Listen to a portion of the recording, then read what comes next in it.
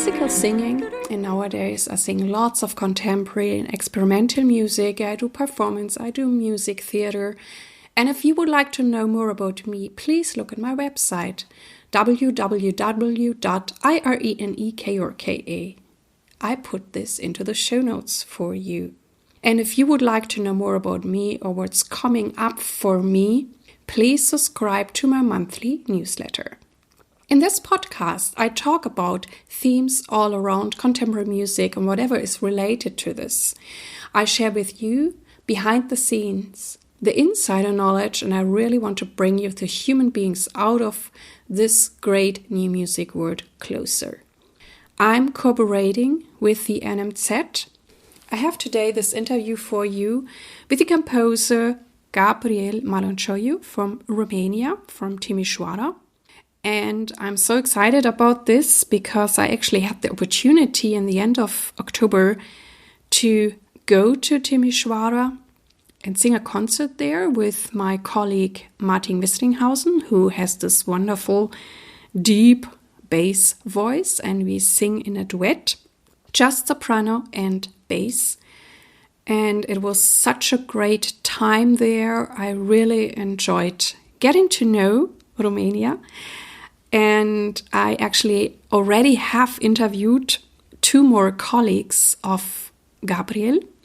One is Christian Benzemuk, and this interview will come next year, and also the interview with the composer Diana Rotaru.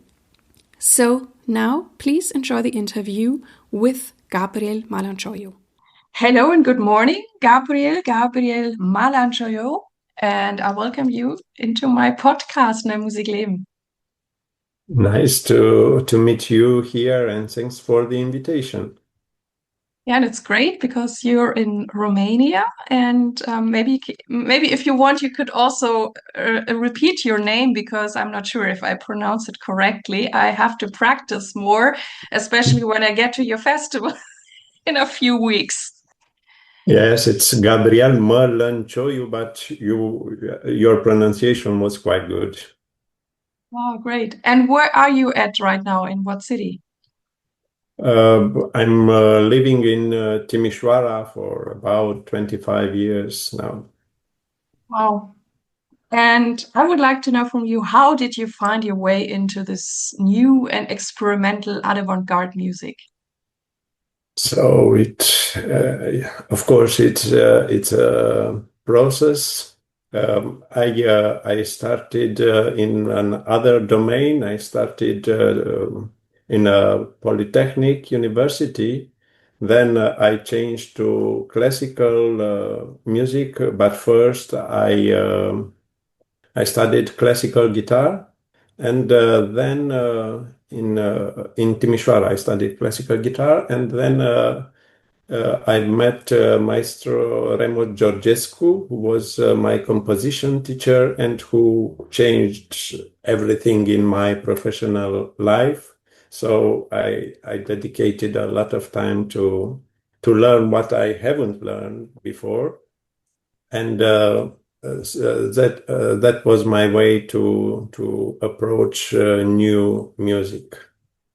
And when did you start composing? I started, yes, of course, in high school. We just playing with guitar and improvising. That was usual for me, but as a conscious process, and in this field of contemporary music, I started composing under the guidance of Maestro Remo Georgescu in 2000 or something like this. Okay, and then you did a composition degree.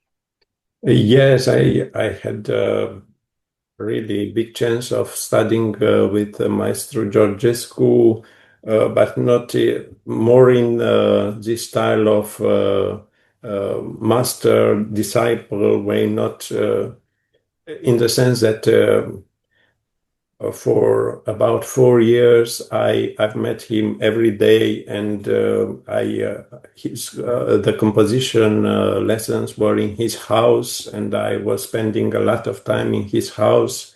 he was also very good conductor, and I assisted him in even in other cities, following him to stay near his presence. Then I went to all of the courses he taught in the university, so it was quite a close relation. And after making my master degree in Cluj-Napoca, and then following a lot of workshop and composition master courses in abroad. Still, if I will have to choose one teacher, that will be Maestro Remus Georgescu. So you learned a lot from him. Is it common in Romania that you have such a close and intense relationship? I mean, that you see your teacher daily? That sounds so luxury to me. And No, it's not the usual way. In Timișoara, we didn't had a composition department. It was for me and for my other colleague, Gabriel Almashi, was made a kind of module of composition, and we were the only students of Maestro Remus Georgescu. And after we finished, the module closed. So it was quite an unusual situation. it's so cool that they could make it possible for you.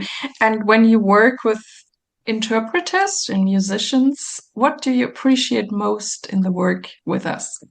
Yes, of course, it's very different with every performer, but of course, I have a clear idea of the piece. But then what I appreciate is that the performer to come with new ideas and not to follow 100%, because this is all, impossible, in fact. But I appreciate this freedom that the performer must have in order to have a very good interpretation of my music. I think it's a very creative process for performers also. But of course, the performer must study, and first he have to guess my ideas. And I had some of these meetings when I just give the score, and I went to the first performance, and everything was so really well understood that I didn't have to do anything. This is my and some things were not written in the score, but they were guessed by the performers. So this I appreciate a lot. Yeah, I also got to know you because my colleague Martin Wistinghausen, and we're also gonna perform in the fall at the festival in Timișoara, and he sang a piece by you. I think called De Profundis. Yes. Yeah. And I really liked it because I heard him do it quite a lot, and then I wanted to get one too. And you were able to rewrite it for me for my soprano voice. I'm very thankful for that. And so, how is it difficult for you to transfer it to another voice? And how is composing for voice in general for you? Does it come easy? Can you feel the voice very well, or is it a difficult instrument to write for? I wrote quite a lot for voice, for choirs, and for solo voices, for voice and ensembles. So I think I am quite used to feel the voice, but usually I don't like to come back to a piece that was written. This was yes. There are not so many transcription that I make. I usually I prefer to write a new piece. But yes, that I appreciate a lot, and I was very contented with the results. So this was a good collaboration between us. Mm-hmm. And when you write for voice, are you a composer who also tries to sing it yourself? I'm just thinking it, not really singing. Mm-hmm, mm-hmm, mm-hmm. And I mean, you also mentioned it already a little bit. You're also teaching at the university. What are you teaching, and how does it feel now to pass on your knowledge, experience to younger musicians? I'm teaching musical analysis, and here, of course, it's a broad stylistic perspective from, I don't know, martial to really contemporary music. But then I have these courses that are more close to composition, like orchestration, or I'm teaching a course of contemporary music, but for performers, not for composers, because here in Timișoara we don't have a composition department. It's more an initiation of the young students to the world of contemporary music. And yes, in the first steps, it's quite challenging because the students are more used to the traditional repertoire. But in all of my courses, I'm trying to have a practical approach. And the practical approach here means that students have also to play or to sing contemporary music. And they are also sometimes surprised that they are enjoying a lot, and they are asking why we didn't know that repertoire. Or I'm convinced that even if they are will not sing or play this repertoire, just this contact can be very useful to for them, even when playing traditional programs. Wow. And how would you say in general is the relationship to contemporary music? Is it appreciated in your town or in Romania, or are people curious for that, or how do you bring also people into the concerts? I mean, you're part of a festival and where you're, I think, also curating there. So how does it go there with audience or getting people curious for this kind of music and concerts? Here in Timișoara is quite a good situation, also because of Maestro Remus Georgescu, who was the director of the Philharmonic, and he played a lot of contemporary music 40, 30 years ago. So there was a public for that, and the Philharmonic was one of the best in playing contemporary music. Also, the situation in Romania is not so bad because there are quite a few of contemporary music festivals. But even I am curating one of them, but with my colleague Gabriel Almasi. But in fact, I don't like so much this very big leap between traditional repertoire and festivals where just contemporary music is played. And in some of the festivals that I organized, I've also tried to mix. And one of the festivals, Timsonia, was quite about this idea of bringing contemporary music together with other stylistic approaches or periods, and this I'm enjoying more. Not to separate, to close contemporary music to be just a niche where just a few of the public will come to the concerts. And there was a good thing in the communist period here in Romania. Also, mainly it was very bad. But one good thing was the fact that in every concert, the Philharmonic had to propose one piece by a Romanian composer.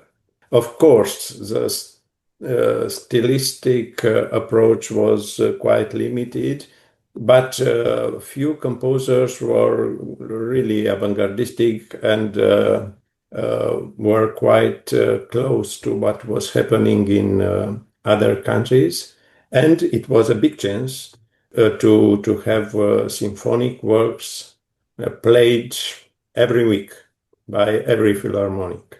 Nowadays, in the contemporary music field, I think is lacking this opportunity to have works played by philharmonics, by opera, so bigger works. Now we are focusing more on chamber music, electronic music, but this bigger ensembles and orchestras are somehow neglected because you are reaching quite difficult. It's difficult to reach them. Mm-hmm. Well, it's great to hear that you have such a long tradition with the Philharmonie and that there's such a rich music life also with contemporary music. And it's for me, it's always fascinating how things work in different countries because every country is so different and has their advantages and their disadvantages. I mean, you're doing quite a lot of things, as we already know. I mean, you're a composer, you're teaching, you're curating, and maybe you do other things as well. And I'm always curious how people manage this. Do you structure your day? Do you have some kind of time management, or how do you focus yourself? And is there anything you can tell us, or other routines that you would ever compose at the same time every day? How does a day look for you? There are two things that are really important in the professional field. One is composition, the other thing is teaching. Organizing and this kind of things, in fact, I don't like, but I'm doing it also to help younger composers to get opportunity to have their music played. Or yes, in Timișoara we are organizing this festival. In fact, the Philharmonic is organizing the Remul Georgescu Festival, and here the artistic director, mainly because of the love for Remul Georgescu and his tradition to go forward. So it's a kind of I don't know how to say to express my gratitude towards him, because mainly I'm saying no to other organizing things. There are another festival where I'm also one of the co-organizers. It's called Meridian Festival, organized by the Romanian Union of Composers and Musicologists. It's mainly based in Bucharest, but we have also concerts in Timișoara, in Cluj, in Iași. And here in this festival, I'm also very happy because of an extraordinary team with whom I'm working. And one of the most important is Diana Rotaru, who is the artistic director. And together with Irene Angel, Constantin Basica, and Alexandru Murariu from Cluj, we had quite a good team, and we are working very well together. And that's the main thing that I'm also organizing, organizing things there. But mainly, I don't like to organize things, and I'm also trying not to be one of those composers who are organizing things just to have their music played and just for myself to promote myself. And yes, but my main focus is on composition and teaching. Also, I enjoy a lot. And how do you do it now? I just wonder how you get everything done if you're doing so many things. And I know you're very responsible. And when I write you an email, I get an answer pretty fast. So you must handle everything. Yes, a main things to organize my schedule is, of course, regarding the teaching, because there the schedule is very strict. Then I'm trying to find time for composition, especially in the morning. I'm more a morning person, not composing in the night is not one of the things that I'm doing. But of course, situations are different and we have to adapt. And in some periods, especially when organizing a festival, you have to do a lot of things. And of course, then the composition time will fade a little bit. And then we'll come back to normal after 1 month or 2 months. So I'm not trying to have a very strict schedule and more to adapt to the situation. And this is true also regarding composition, deadlines, and all of those things. I'm trying to do it when I have time to have a freedom, not to be pressed, stressed, because it's not working for me. For other composers, this is the way that things are going very well. That's interesting that you mentioned this point, because I also know there's some people, composers or also other artists who really like this kind of pressure thing, and then they whatever do their masterpiece. And I'm also more like you that everything I can do ahead of time, I feel much calmer and better. And if I have to, I mean, I can also work with a tight deadline, but it's not my favorite, not at all. Yes, but in fact, I'm also thinking of a course that I was doing in Mürzuschlag, and it was a 2 weeks course. In the first week, we have to compose a piece, who then was rehearsed and played in the second week. And it was a really hard work because you had to do work for an ensemble of 5 or 6 people done in 1 week with scores, parts, and everything.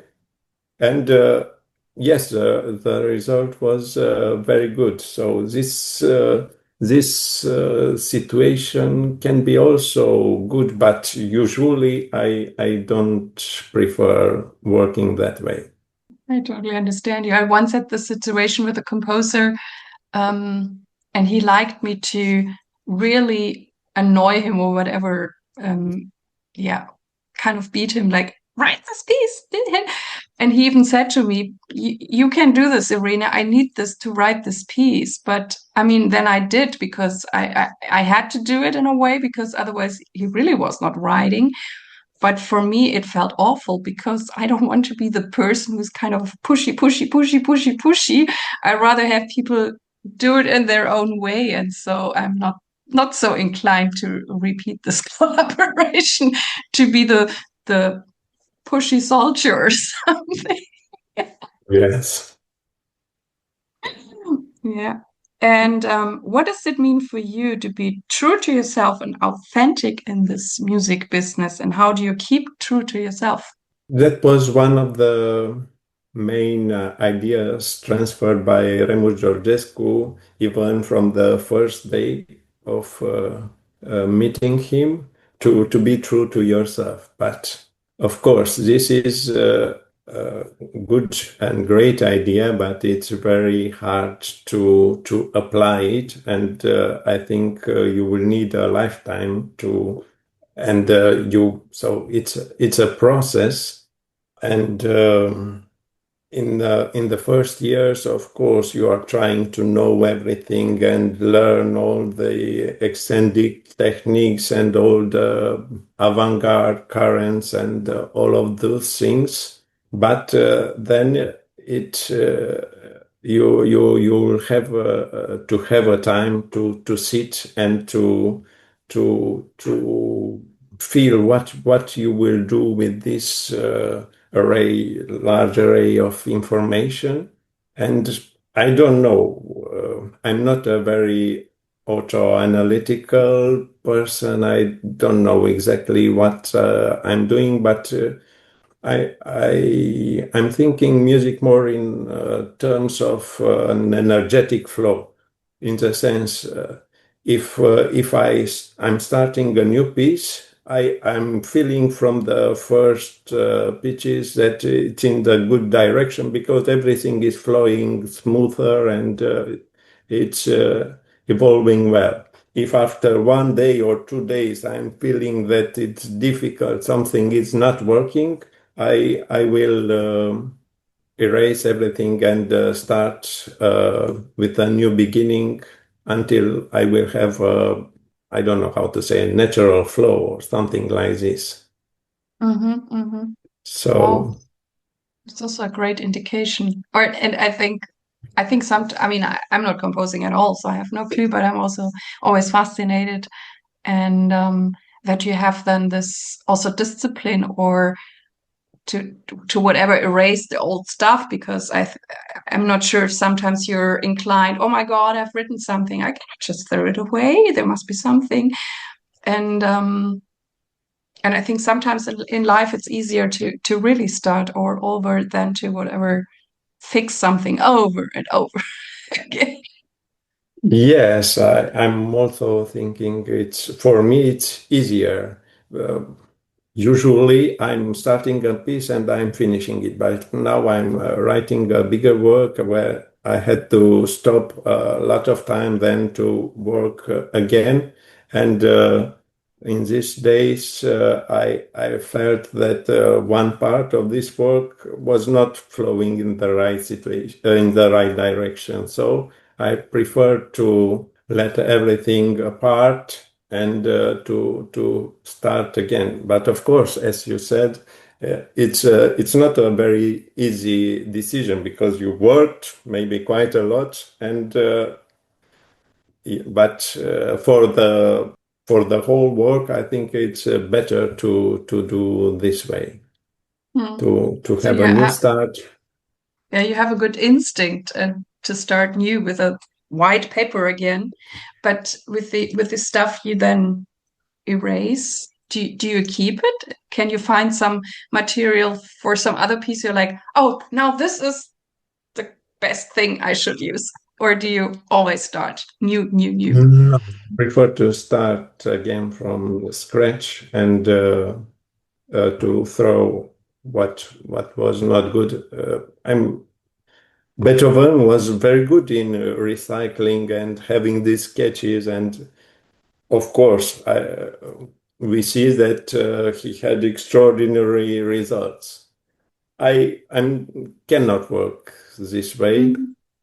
and as you said, intuition is very useful, I think, in this way to feel if the piece will go in the direction you feel that is good or not, and Mhm.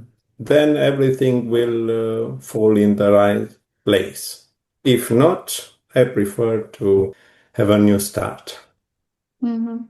Yeah, and that's just such an important point to figure out. I mean, with composing or with me preparing my pieces, how you work. I mean, there is no right or wrong, but it's just to figure out how it works the best for you. And for some other composer, it will work differently. And I mean, we can try out things, and maybe we also have phases. And yeah, but that's so important. I mean, how do you get your ideas or creativity down on paper and really make a music piece, that it's not just stuck somewhere. Yes, I think the most important thing is to adapt yourself to the situation, because there are situations when a performer is asking for a piece and is very clear about the theme. I don't like very much to be restricted stylistically, but you have some ideas, and that's initial point from where the piece will evolve. And I like this situation. I just not to be restricted stylistically or to use, I don't know, to sound like this or that. Then I will say that I'm not interested in writing that music. But every other idea can be very useful, and I can adapt to it. So every piece, I think, has will have quite a different approach. In other cases, I will start a piece from nobody was asking for it, and I'm just feeling that I want to write that music. And it's not that one way or other way is better, or from my perspective, one piece will be better than the other. It's just a question of adapting yourself at what's needed.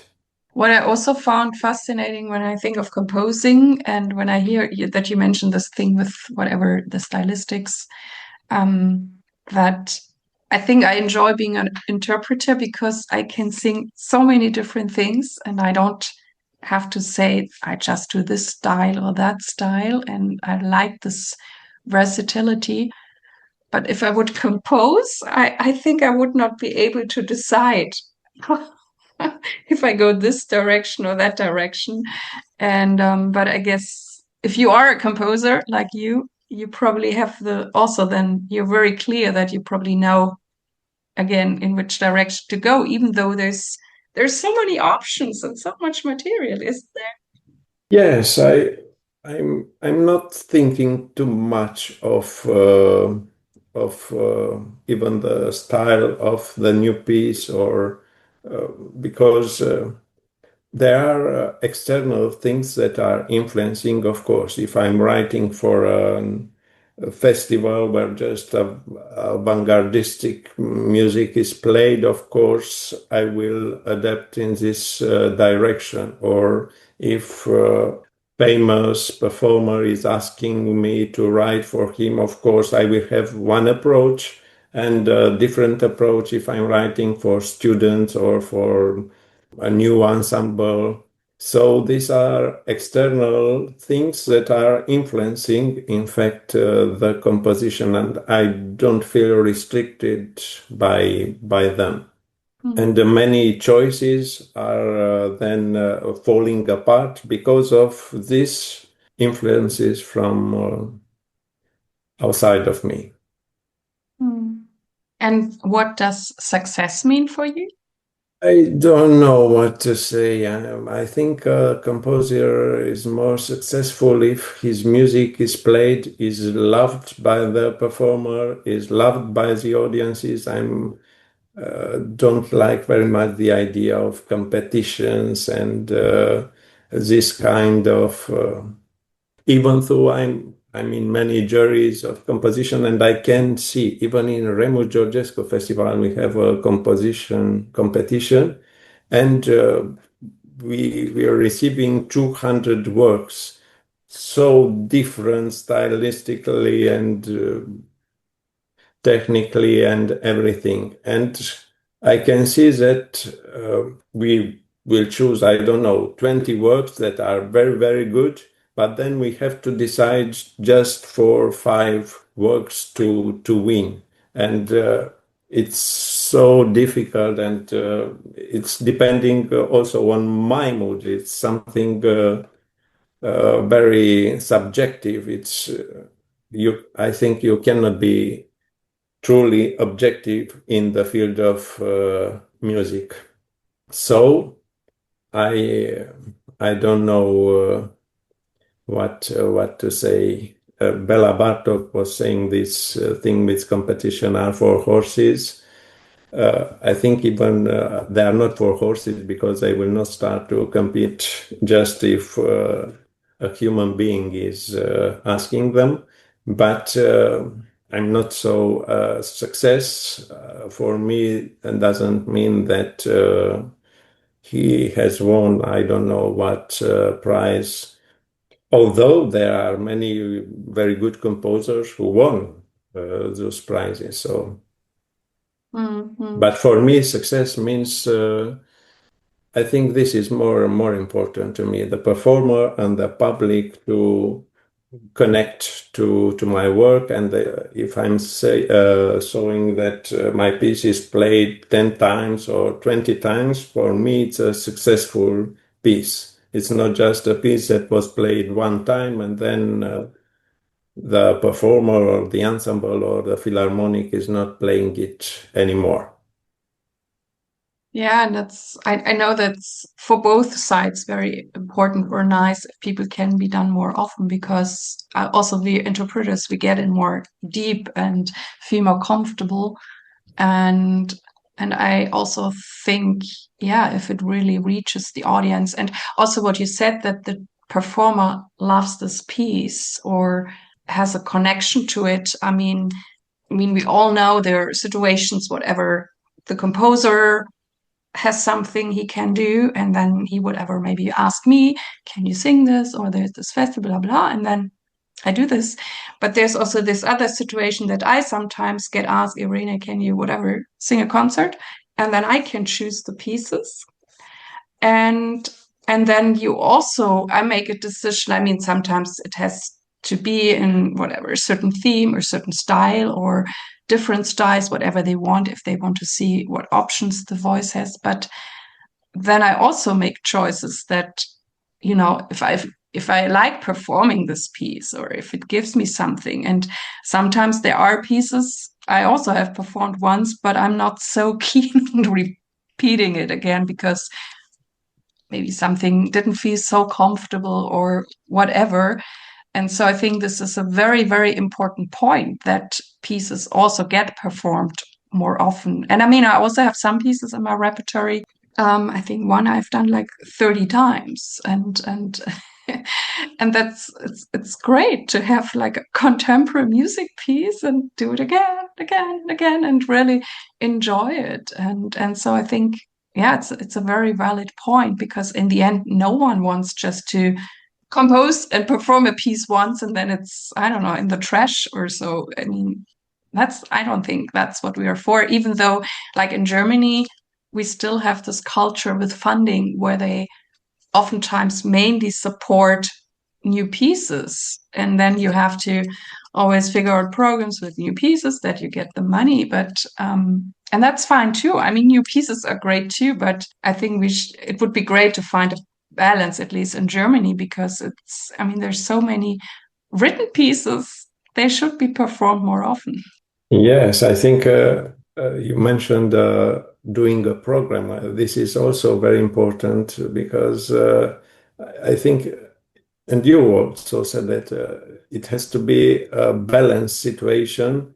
I think that it's good to have new works, but also older works to have, because when you are programming a concert with just new works, it's you have to trust a lot the composers who are writing, because you don't know what he will write. Maybe he is an extraordinary composer, but now he will write quite a bad piece.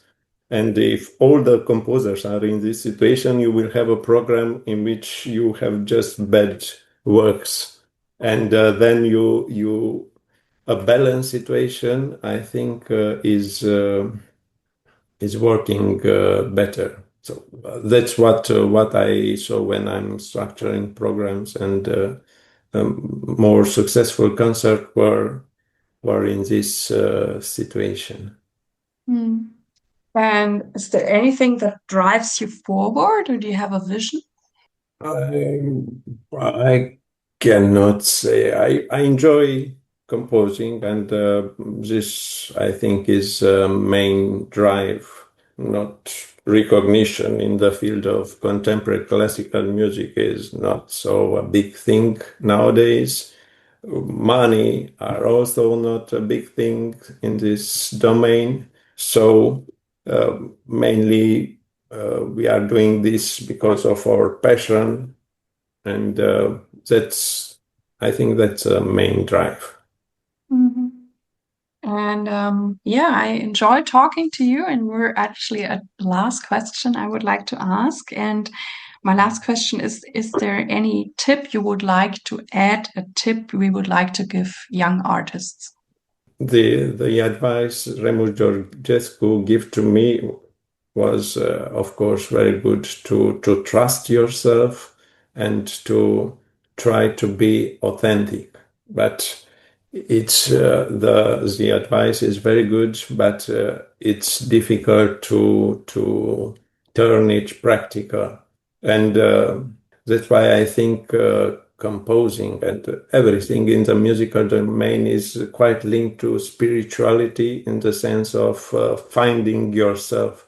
Because when you are more confident, when you are knowing that you are going in the right direction, somehow you are feeling that, not because of prizes or other recognition, but you are feeling this, then I think things will move in the right direction. So that's why I think good advice for every young composer will be to dive inside and to try to find who you are in this world where so many information is coming from all the channels. Well, dear Gabriel, I thank you so much for this great talk, and I'm also looking forward to seeing you pretty soon. Thank you so much. Thank you also, and I'm looking forward to meet. This was the interview from today. I hope that it inspired you, and please send me your emails, send me your feedback, because I love to interact with you. Thank you very much that you tuned in with me today. I really, really hope that you liked it. And please tell your friends and colleagues about this podcast. I thank you very much. I wish you all the best. Live your music, live your life, and see you next time. Yours, Irene.